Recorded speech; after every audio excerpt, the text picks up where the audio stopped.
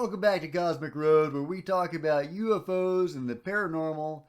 Today we're talking about Chris Mellon, and he is demanding that Congress ask better questions, and he reprimands them for asking lesser questions the last time around. Okay, let's get into it. This is an article from The Hill. We're going to go through the questions Congress should but didn't ask about UFOs. Before I get too far into it, please hit like, please subscribe, share on social media, and as I'm going through it, please comment below and let me know what you think. Okay, I'm going to dive into this article. This is written by Chris Mellon.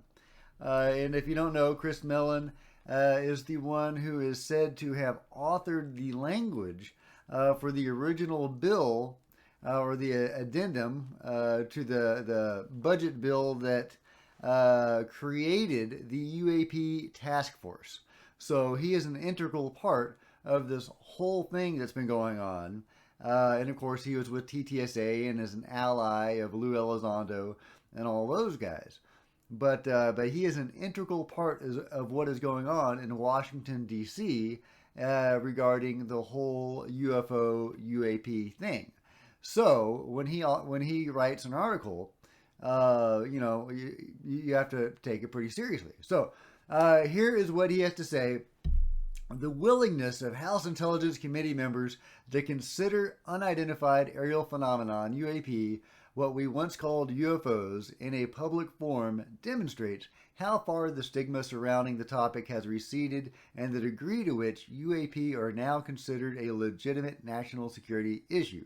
Among other things, the House UAP hearing offered a promising opportunity to determine if the government's new UAP classification guide strikes a proper balance between public transparency and national security, assesses the progress being made in establishing the new congressionally mandated Department of Defense Director of National Intelligence organization to investigate UAPs, determine whether America's massive space surveillance apparatus is detecting anomalies in space comparable to those being detected in the atmosphere and in the ocean, determine whether progress has been made in overcoming Air Force resistance to sharing information with the UAP task force and its successor, a problem acknowledged in the unclassified UAP report to Congress last June. Now, that's really interesting, of course, because the Air Force has been deep in this whole business forever. I mean, they're the Area 51 guys. They're the Roswell guys. They have been, hoarding technology and reverse engineering this stuff and very likely working with the beings for a long time. So, of course, they're not going to share this information. And if they did, they would only be able to share a very small part of it. But it could start the ball rolling to eventually cluing the public in on what is really going on. And of course, we have no idea how deep that rabbit hole goes, but it probably goes pretty deep. And we're talking about deep underground military bases, deep, some pretty crazy stuff going on there. Chris Mellon goes on.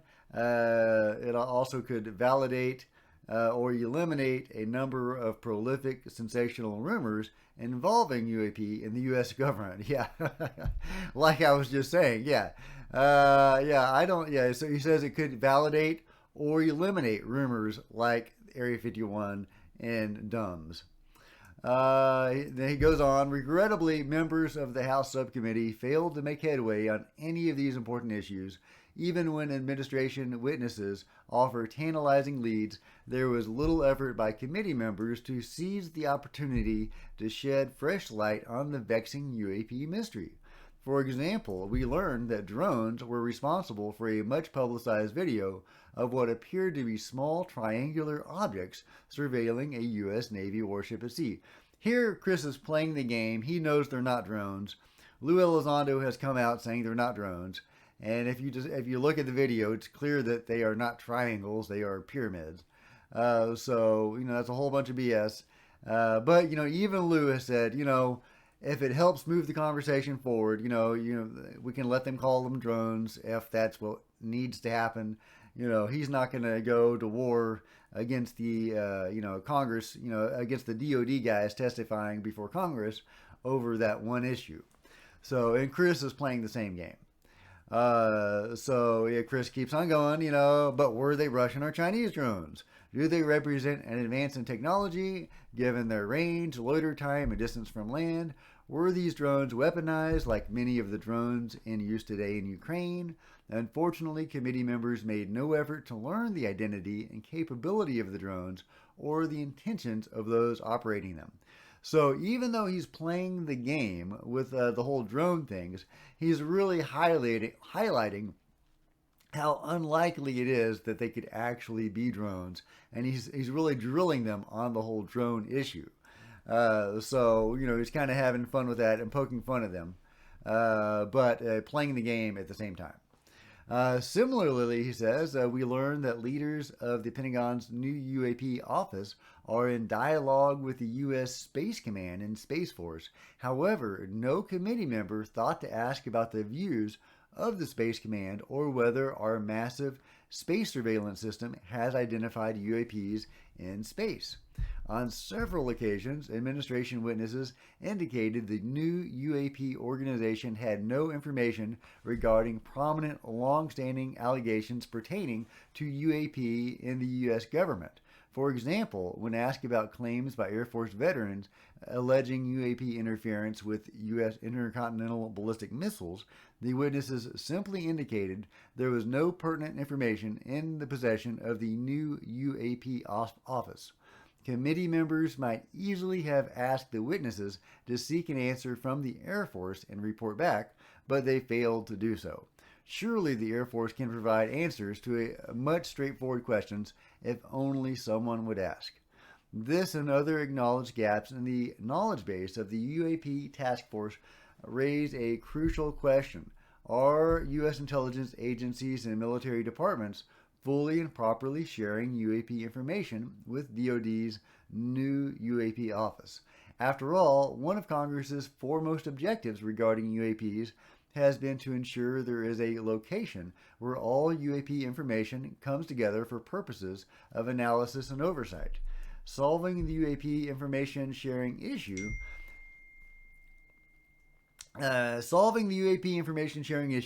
sometimes referred to as the stovepiping problem, has from the outset been a top priority for Congress.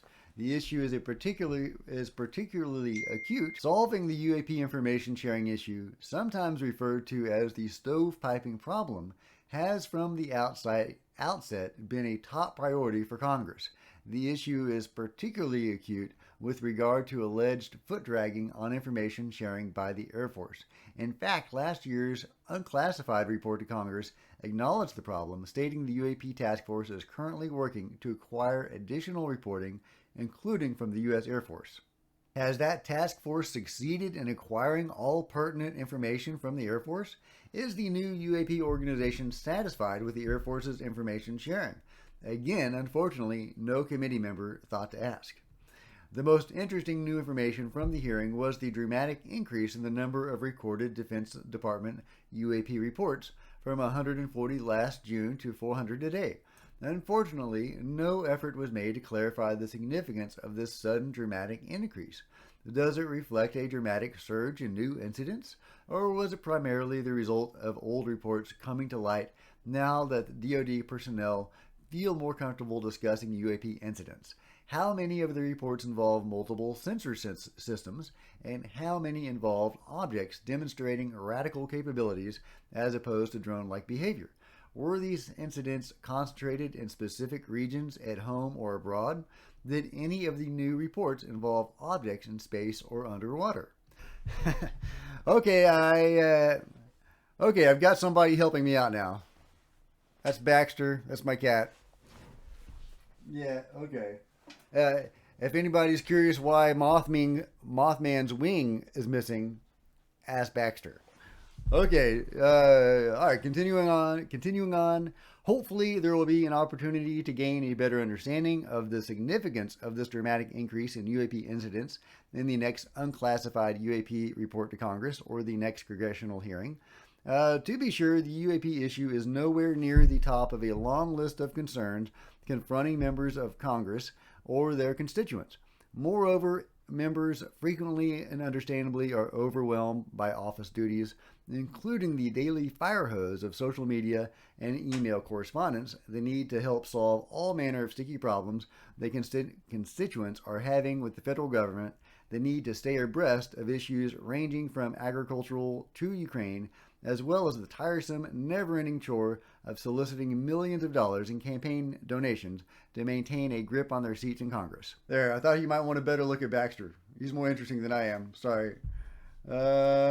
I recommend that in the future, Chris Mellon says, committees hoping to have a productive hearing on the UAP issue begin with testimony from an outside panel of experts. This approach provides a chance to better understand and frame UAP issues before engaging administration officials.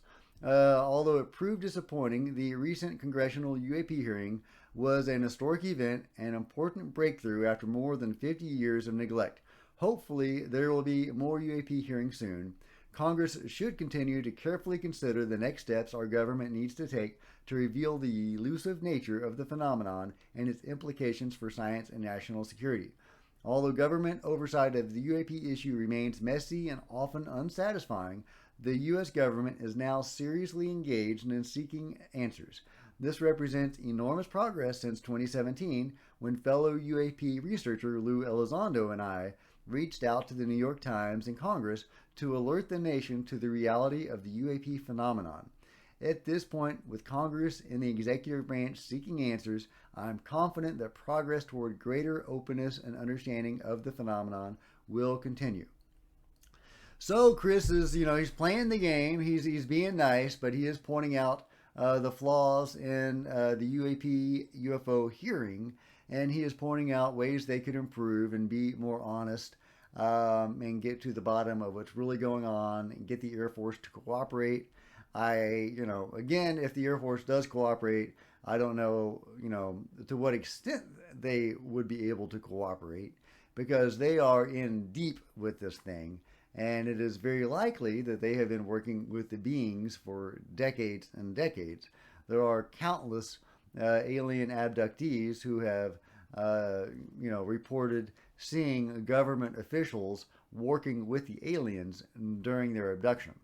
So, who knows the truth of all of that? But I suspect that the Air Force is in deep with the phenomenon.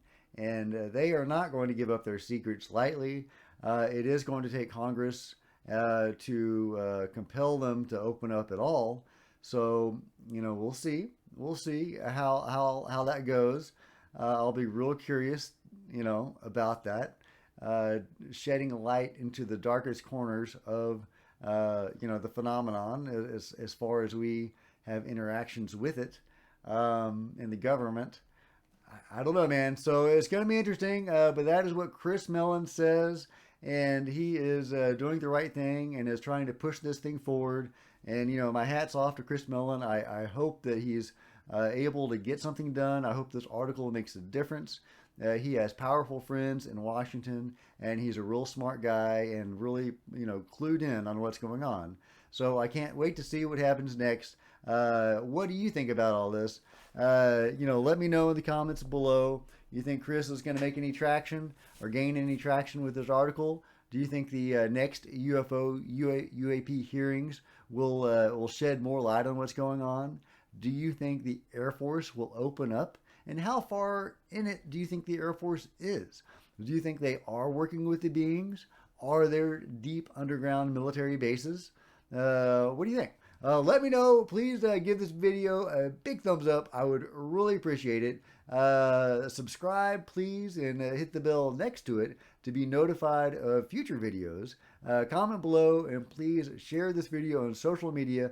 I'm trying to get the word out about what's going on this channel. Until next time, Cosmic Road out. Oh, and Baxter says goodbye.